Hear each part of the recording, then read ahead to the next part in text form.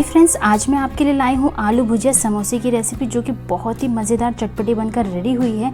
तो video and तक देखिए, पसंद आए तो इसे लाइक शेयर सब्सक्राइब करिए ऐसे ही और मज़ेदार रेसिपीज़ के लिए। तो चलिए रेसिपी शुरू करते हैं। इसके लिए एक डो लगाकर रेडी कर लेंगे। पहले तो यहाँ हम बाउल में ले लेंगे मैदा 1 कप, नमक डाल देंगे 1 छोटा चम्मच, अजवाइन 1 छोटा चम्मच और इसमें 1 बड़ा चम्मच हम तेल डाल के इसे मैश करते हुए अच्छी तरह से मिक्स कर लेंगे।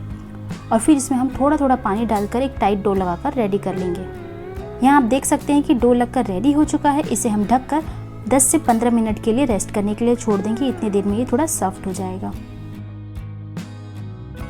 अब हम ले लेंगे 1 कप के लगभग आलू भुजिया और इसे हम दरदरा मिक्सर ग्राइंडर में डालकर दरदरा पीस लेंगे। इसका एकदम फाइन पाउडर नहीं बनाना है, इसे हमें दरदरा ही पीस कर रेडी करना है। अब हम एक पैन में ले लेंगे 1 बड़ा चम्मच तेल। इसमें हम डाल देंगे 1 छोटा चम्मच सफ़ेद तेल और 4 से 5 डाल देंगे हम काजू बारीक कटे हुए। इसे हम 30 सेकंड के लिए सौते कर लेंगे। इसे हमें ब्राउन नहीं करना है। अब हम इसमें डाल देंगे रेडी किया हुआ आलू भुजिया और इसे भी हम 30 सेकंड के लिए भून लेंगे। और फिर इसमें हम सारे मसाले डाल देंगे। तो यहाँ मैंने ले लिया है कश्मीरी लाल मिर्च पाउडर, धनिया पाउडर, तीखी लाल मिर्च पाउडर, गरम मसाला, अदरक का पाउडर, आमचूर पाउडर या फिर चाट मसाला, सौंफ पाउडर, जीरा पाउडर, काला नमक। और इसे हम 1 मिनट के लिए लो फ्लेम पर भून लेंगे, जिससे मसालों से कच्चापन निकल जाए। तो यहाँ हमारा स्टफिंग रेडी हो चुका है। तो अब हम चलते हैं डो की तरफ। तो यहाँ डो को रेस्ट करते हुए 10 से 15 मिनट हो चुके हैं। आप देख सकते हैं ये सॉफ्ट हो गया है। तो एक रोटी के बराबर हम टुकड़ा तोड़कर ले लेंगे और फिर इसका एक सॉफ्ट लोई बना लेंगे। अब हम इसे एकदम पतला बेल कर रेडी कर लेंगे।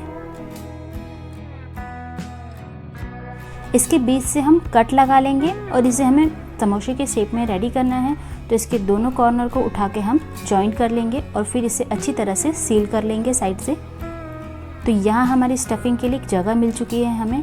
तो अब हम इसमें रेडी किया हुआ स्टफिंग भर देंगे 1 छोटा चम्मच और फिर पीछे से मोड़कर इसे हमें आगे चिपका देना है और फिर इसे हमें पूरी तरह से सील कर देना है।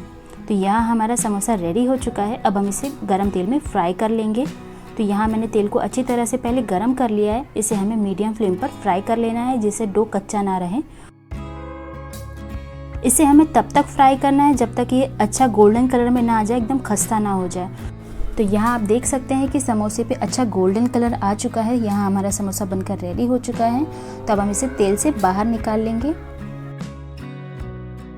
अब मैं आपको समोसा तोड़कर दिखाती हूँ कि स्टफिंग कितनी अच्छी तरह से अंदर तक भरी हुई है और बहुत ही मज़ेदार चटपटा ये बनकर रेडी हुआ है। तो एक बार बनाकर आप भी ज़रूर ट्राई करिए और पसंद आए तो मुझे कमेंट में बताना बिल्कुल मत भूलना।